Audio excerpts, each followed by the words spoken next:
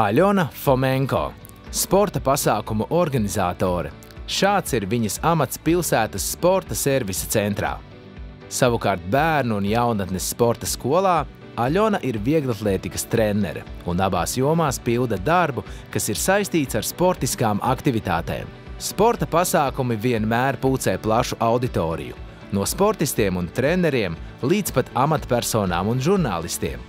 Tādēļ izaicinājumi un organizatoriskais darbs Aļonai ir ikdiena.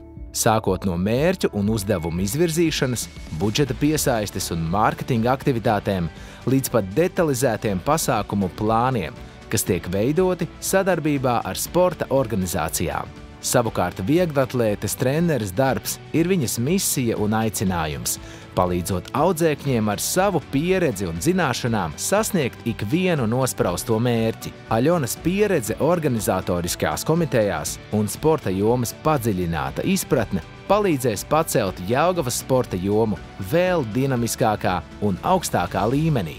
Aļona Fomenko – tavs cilvēks Jelgavai!